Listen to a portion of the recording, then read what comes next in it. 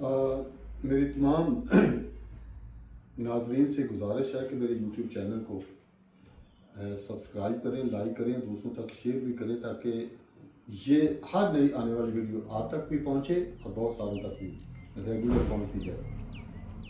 تو آج ہم بات کریں گے ٹیمپل کے بارے میں۔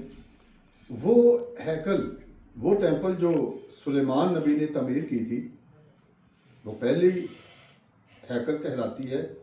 یروشلم میں بابلیوں نے یعنی عراقیوں نے نبوکت نظر دوم نے 586 BCE میں شہید کی تھی۔ پھر دوسری ہیکل یروشلم میں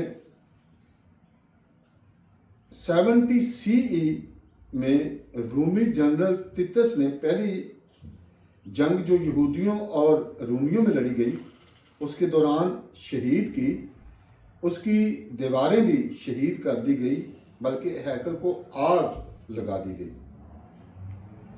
پھر اس کے بعد سرایا جو اس وقت کا ہائی پریسٹ مانا جاتا تھا، سرایا کا بیٹا یہوزدد نے یشوا کے ساتھ مل کر بابلیوں کی قید سے رہائی کے بعد زربابل کے ساتھ مل کر 536 BC میں دوبارہ بنوائی، اور پھر وہ ہیکل بھی مسمار کر دی گئی۔ اب تیسری ہیکل